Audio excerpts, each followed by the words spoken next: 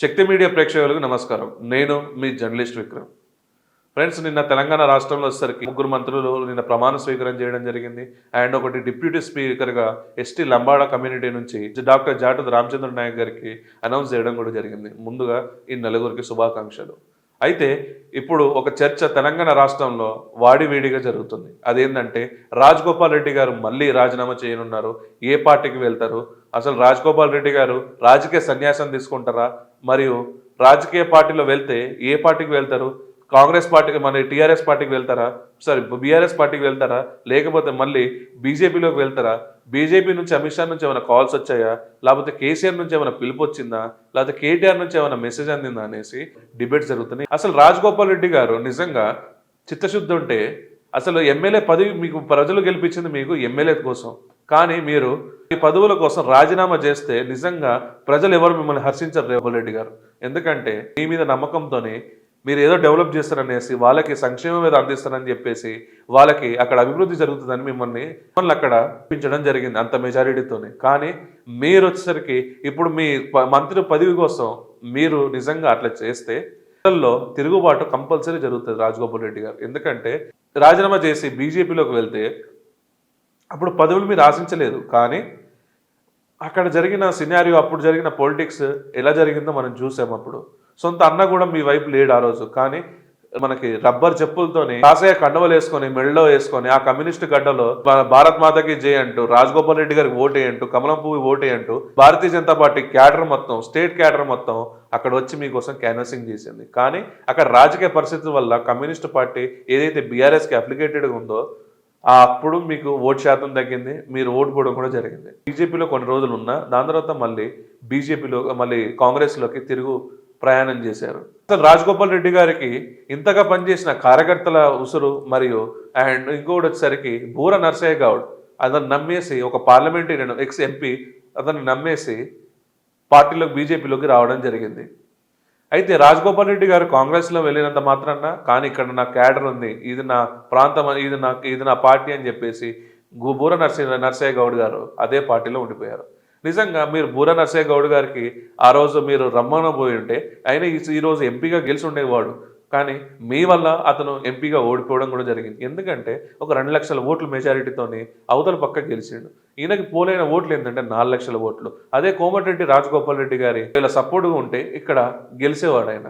అట్లాంటి కమ్యూనిస్ట్లో ఉన్న భువనగిరి కాన్స్టిట్యున్సీలో కూడా తను ఇంత మెజారిటీ, ఇంత ఓట్లు సాధించడం కూడా నిజంగా హెడ్స్ ఆఫ్ అసలు బూర నర్సయ్య గౌడ్ గారికి.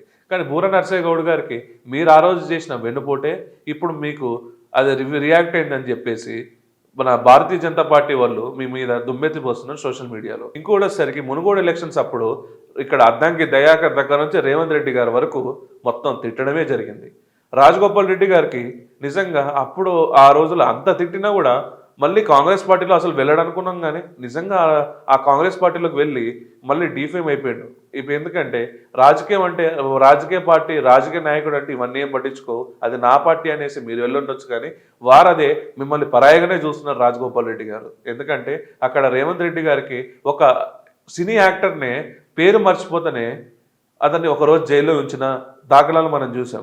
అతను పీసీసీ డబ్బులు మూట చెప్పి నీకు పీసీసీ వచ్చింది ఇష్టం ఉన్నట్టు మీరు ఆయన మీద మాట్లాడారు. ఆ రోజు గుంపు ఏమైంది, ఎస్పీలం అని చెప్పేసి, హోంగార్డులు అని చెప్పేసి ఇష్టం ఉన్నట్టు మాట్లాడిన పొట్టోడా అని కూడా మీరు మాట్లాడిన ఆ రోజు మాట్లాడిన మాటలు తూటాలు ఆ రోజు రేవంత్ రెడ్డి గారికి ఇంకా గుర్తుండే ఉంటాయి అనేసి అనుకుంటున్నాం. ఎందుకంటే స్టార్డమ్ ఉన్న యాక్టర్ని, ఇండియా వైడ్గా ఉన్న యాక్టర్ని అతను వదిలే ఒక ఎమ్మెల్యే ఎంత చెప్పండి. ఆ మైండ్లో అది ఉండేసి మీకు పదవులు ఇవ్వలేనేసి అంటున్నాం. ఎందుకంటే ఫ్రెండ్స్, ఇప్పుడు రాజగోపాల్ రెడ్డి గారికి మెయిన్గా ఎందుకు ఇవ్వలేదంటే ఆల్రెడీ కోమటిరెడ్డి వెంకరెడ్డి గారు వచ్చేసరికి మంత్రి శాఖలో ఉన్నారని చెప్పేసి అందుకే ఇవ్వలేదనేసి అంటున్నారు.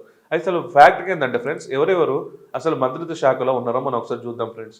రేవంత్ రెడ్డి గారు, మళ్ళా బట్టి విక్రమార్క గారు, డాక్టర్ శ్రీధర్ బాబు గారు, పొంగిరెడ్డి శ్రీనివాస్ రెడ్డి గారు, పొన్నం ప్రభాకర్ గారు, కోమటిరెడ్డి వెంకరెడ్డి గారు, సీతక్క, మన దాసరి అనసూయ గారు, మరి తుమ్మల నాగేశ్వరరావు గారు, దామోదర నరసింహం గారు, అండ్ ఇప్పుడు వచ్చేసరికి వెంకటస్వామి గారు, ఆదులూరి లక్ష్మణ్ కుమార్ గారు, వక్కిటి శ్రీహరి ముదిరాజ్ గారు, అండ్ రామచంద్ర నాయక్ గారు, ఎవరైతే మన స్పీకర్ ఉన్నారో వీళ్ళందరూ ఇప్పుడు క్యాబినెట్ ర్యాంకింగ్ లో ఉన్నారు వీళ్ళందరూ. అయితే రాజగోపాల్ రెడ్డి గారితో పాటు మంత్రి శాఖ కావాలనేసి ఎవరైతే బహిరంగంగా చెప్పుకోవడం అయినా సరే, వీళ్ళ ఇంటర్నల్ గా వాళ్ళ కోరికైనా సరే, వాళ్ళు ఎవరంటే ఫ్రెండ్స్ రాజగోపాల్ రెడ్డి గారు, మల్రెడ్డి రంగారెడ్డి గారు, విజయశాంతి గారు, మన రజకుల కుల ఏకైక ఎమ్మెల్యే వీరపల్లి శంకర్ గారు, మన సుదర్శన్ రెడ్డి గారు, ఉత్తమ్ పద్మావతి గారు, అండ్ మనకి దానం నాగేందర్ గారు, అచ్చంపేట వచ్చేసరికి మన వంశకృష్ణ గారు, వీళ్ళందరూ దీంట్లోనే ఉన్నారు. అయితే ఇక్కడ వచ్చేసరికి ఎస్సీ సామాజిక వర్గం వచ్చేసరికి నలుగురికి మంత్రిత్వ శాఖలు కలిగించారు. ఇద్దరు మాలలకు ఇచ్చారు, ఇద్దరు మాదిగలకు ఇచ్చారు. అయితే ఇక్కడ వచ్చేసరికి వంశకృష్ణ గారు కూడా ఎప్పటి నుంచో పార్టీ కోసం జెండా మోసుకుంటూ ఆయన ఆస్తులు కోల్పోవడం జరిగింది. అతను హాస్పిటల్స్ కూడా కోల్పోవడం జరిగింది. ఆయన ఒక డాక్టర్. అక్కడ ఉన్న ప్రెషర్స్తో ఏదైతే పాలకపక్షం ఆ రోజు బీఆర్ఎస్ ఉన్న ప్రెషర్స్ అచ్చంపేట నుంచి చాలా ఇబ్బందులు గురయ్యాడు ఆ రోజు వంశకృష్ణ గారు. ఎందుకు విక్రమ్ అతను పొగుడుతాం అంటే కార్యకర్త ఎప్పుడైనా కార్యకర్తనే. అతను నాయకుడిగా ఇప్పుడు 2023లో 2024లో ఎలక్షన్స్లో 2023 ఎలక్షన్స్లో అతను నాయకుడిగా అయ్యారు. సో ఇంతకుముందు కార్యకర్త కాబట్టి అతన్ని మనం ఆ కార్యకర్త కష్టం ఏందో మనకు తెలుసు కాబట్టి మనం చెప్తాం. సో ఇంకోటి వచ్చేసరికి ఇప్పుడు ఇప్పుడు ఇదే రాజగోపాల్ రెడ్డి గారికి వచ్చేసరికి కుటుంబ ఫ్యాక్టర్ అంటున్నారు. మరి వివేక్ వెంకట స్వామి గారికి కుటుంబ ఫ్యాక్టర్ రాలేదా? వాళ్ళ కొడుకు ఎమ్మెల్యే కదా, వాళ్ళ అన్న వచ్చేసరికి ఎంపీ కదా, ఇతను కూడా వచ్చేసరికి ఒక మినిస్టర్. ఇప్పుడు ఎట్లా పాసిబుల్ అయింది? 3 టికెట్లు ఇచ్చారు వాళ్ళకి 3 టికెట్లు ఇచ్చారు. మరి కోమటిరెడ్డి వెంకటరెడ్డి గారికిను రాజగోపాల్ రెడ్డి ఇద్దరే కదా, మరి ఎందుకు ఇవ్వలేదు? సో ఇదొకటి క్వశ్చన్ మార్క్. ఇంకోటి ఏమన్నారు రాజగోపాల్ రెడ్డి గారు, నేను హోమ్ మినిస్టర్ అన్నాడు. అయితే ఈ హోమ్ మినిస్టర్ అనడం వల్లనే అసలు ఇయ్యలేదా అని చెప్పేసి, హోమ్ మినిస్టర్ ఇప్పుడు ప్రజెంట్ ఎవరి చేతిలో ఉంది ఫ్రెండ్స్? మన రేవంత్ రెడ్డి గారి చేతిలో ఉంది. ఆ రేవంత్ రెడ్డి గారికి అతని సీటు కిందనే ఎసరు పెడితే అసలు మంత్రి పదవి ఎట్లా ఇస్తారు ఫ్రెండ్స్? సో మంత్రి పదవి ఎట్లా ఇస్తారు? సో ఇదే ఆ రాజగోపాల్ రెడ్డి గారికి రేవంత్ రెడ్డి గారికి జరుగుతున్న ప్యారల్ ఇది. అయితే అతని సీటు కిందనే ఎసరు పెడుతున్నాడు అనేసి ఈయనకి అసలు పేరే తీసేసారు. సో సో రాజగోపాల్ రెడ్డి గారికి నిజంగా అందుకే మంత్రిత్వ శాఖ ఇవ్వాలి అనేసి మనం అనుకుందాం. హోమ్ మినిస్టర్ అని ఇంకోళ్ళు ఎవరు చెప్పుకున్నారంటే మా విజయశాంతకు కూడా నేనే హోమ్ మినిస్టర్ అని చెప్పుకుంది. ఎమ్మెల్సీ ఇచ్చారు మంత్రిత్వ శాఖలో, అది వైజయంతి ఐపీఎస్ లెక్క నాకే హోమ్ మినిస్టర్ ఇస్తారు అనుకున్నాను. కానీ అక్కడ ఉంది రేవంత్ రెడ్డి అని వీళ్ళిద్దరు మర్చిపోతున్నారు పాపం. వేరే శాఖను అడుగుంటే అయిపోయేది కదా, హోమ్ శాఖనే కావాలా మీకు అనేసి సామాన్య ప్రజలు అడుగుతున్నారు. రేవంత్ రెడ్డి గారికి అతని సీట్ కింద ఎసరు పెడుతున్న వీళ్ళిద్దరిని అసలు పేర్లే తీసేసారు. విజయశాంతి గారు వచ్చేసరికి ప్రామినెంట్ లీడర్ అని మనం చెప్పుకోవచ్చు. తెలంగాణ బిల్లో తను కేసీఆర్ గారు లేకపోయినా తను దగ్గరుండి బిల్ పాస్ చేయించింది అనేసి ఒక వైనం కూడా మనం లోక్సభలో చూడొచ్చు ఆ రోజు సంసద్ ఏదైతే తెలంగాణ బిల్స్లో ఉన్నప్పుడు. So cinema is cinema and real profession is real profession. మరియు మీరు రేవంత్ రెడ్డి గారి మా ఫేవరెట్ హోంశాఖ మంత్రిని మీరు తీసుకుందాం అంటే అది ఎట్లా వేరే ఏదైనా అడగొచ్చు కదా అనేసి అక్కడ రేవంత్ రెడ్డి అన్న ఫ్యాన్స్ చెప్తున్నారు.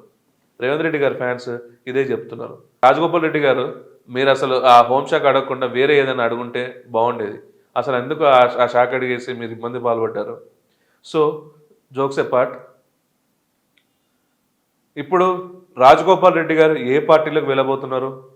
కాంగ్రెస్ నుంచి బీఆర్ఎస్కి వెళ్ళబోతున్నారా, లేకపోతే బీజేపీకి వెళ్ళబోతున్నారా, లేకపోతే టీడీపీలో ఏమైనా జాయిన్ అవ్వబోతున్నారా అనేది ఒక క్వశ్చన్ మార్క్.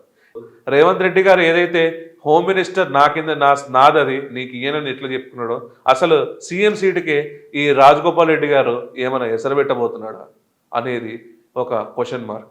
సో ఈ ఈగోస్ టాలీ అవ్వకపోతే కాంగ్రెస్ నుంచి ఇప్పుడు తెలంగాణ మన ఫస్ట్ ముఖ్యమంత్రి కేసీఆర్ గారు, సెకండ్ ముఖ్యమంత్రి రేవంత్ రెడ్డి గారు, మూడో ముఖ్యమంత్రిగా మనం రేవంత్ రెడ్డి గారి మాటలు ఉత్తమ్ కుమార్ రెడ్డి గారు అవుతారా, లేకపోతే రాజగోపాల్ రెడ్డి గారు పట్టుబట్టి ఏమైనా వచ్చే ఛాన్స్ ఉందా? సో ఎవరికి ఛాన్స్ ఉందనేసి మీరు కమెంట్స్లో చెప్పగలరు ఫ్రెండ్స్. కాంగ్రెస్లో ఒకవేళ వెళ్తే కాంగ్రెస్ నుంచి బీఆర్ఎస్కి వెళ్తే అక్కడ ఈయన వర్కింగ్ ప్రెసిడెంట్ కేటీఆర్తో మింగిల్ అవ్వగలడా అనేది కూడా కామెంట్ చేయగలరు. లేకపోతే ఇక్కడ బీజేపీలోకి జాయిన్ అయితే అమిత్ షా నిజంగా దగ్గర రానిస్తారా, లేకపోతే గెట్అవుట్ అని చెప్తాడా, అది కూడా కమెంట్ రాయండి ఫ్రెండ్స్. అయితే గూడా నరసింహరావు మన నిజంగా ఎంపీ ఎవరైతే నర్సయ్య గౌడ్ గారు ఎవరైతే ఉన్నారో బోరా నర్సయ్య గౌడ్ గారు, వారి శాపం వారి ఉసురు నిజంగా తగిలిందా అనేది కూడా కమెంట్ చేయగలరు. ఈ బీజేపీ సోషల్ మీడియాలో చెప్తున్న ద్వైనం ప్రకారం ఇది నిజంగా తగిలిందా అనేసి మీరు కామెంట్ చేయగలరు. ఒకవేళ బీజేపీలోకి వస్తే రాజీనామా చేసి మళ్ళీ గెలవగలడా ఈ రాజగోపాల్ రెడ్డి గారు అనేసి ఒక క్వశ్చన్ మార్క్. అండ్ ఆ క్వశ్చన్ కూడా మీరు కమెంట్ చేయాల్సిందిగా కోరుతున్నా. సో ఇవన్నీ మనం చూస్తే పదవుల కోసమే నాయకులు పాకులాడుతున్నారు తప్ప నిజంగా ప్రజాక్షేమం కోసం ప్రజాహితం కోసం ఎవ్వరు పని చేయట్లేదు అనేసి మనం అనుకోవచ్చు ఫ్రెండ్స్. అంటే మంత్రి ఇస్తేనే పని చేస్తావా నీ కాన్స్టిట్యున్సీకి? మంత్రి లేకపోతే పని చేయలేవా? ఇప్పుడు రాజీనామా చేసి ఇంకా అప్పుడు నీకు ఫండ్స్ కూడా రావు కదా. అదెందుకు మీరు ఆలోచించుకోవట్లేదో.